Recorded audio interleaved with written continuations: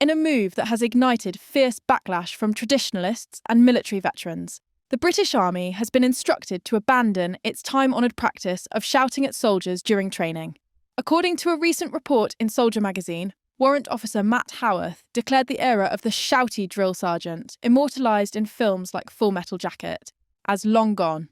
Instead, officers are being urged to adopt a softer, more empathetic leadership style. Likened to the calm demeanour of footballer David Beckham, to better connect with today's recruits, who are perceived as increasingly sensitive and in need of a gentler approach. This seismic shift in military culture has raised alarms among Conservatives and former servicemen, who warn it risks undermining the very discipline and resilience that define an effective fighting force. This is an intriguing one, isn't it? I know we've got lots of recruitment issues in the army, but should we be very sensitive with these junior soldiers? What do you make of it? Absolute nonsense. And of course, look, shouting, you just said it, and you're right, shouting orders and drills on the battlefield, it's a necessity. And it also instills urgency. Now, that is not to say that every moment of every day, sergeant majors and officers commanding are shouting at their soldiers continuously. They're not. But next month, we're going to have the King's birthday parade on Horse Guards Parade, and you will hear the officers commanding and some of the NCOs shouting. It's so that they can be heard, quite frankly. Whispering is not an act of war, I'm afraid.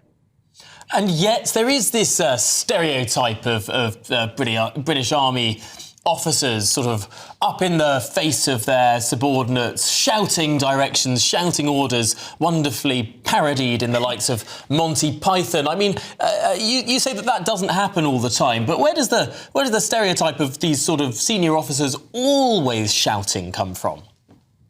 Yeah, I think it probably goes back to national service days, when people weren't volunteering. They were being conscripted into the military for a couple of years. And I mean, when you start with that approach already, you've got basically a hostage and a uniform.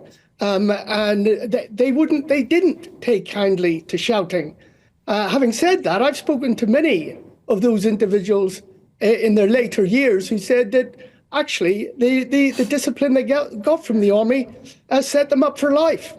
Former British Army spokesperson Major Michael Shearer didn't mince words, branding the policy absolute nonsense in a scathing rebuke. Shearer, echoing sentiments shared widely across Conservative circles, argued that the Army's rigorous training methods have proven effective for centuries in forging disciplined, battle-ready soldiers. If recruits can't handle a sergeant's bark, how will they cope with bullets flying overhead? He questioned.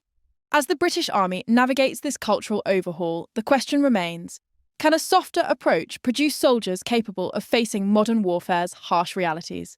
For now, the directive has sparked a firestorm, with traditionalists vowing to fight what they see as an assault on the very backbone of Britain's military heritage.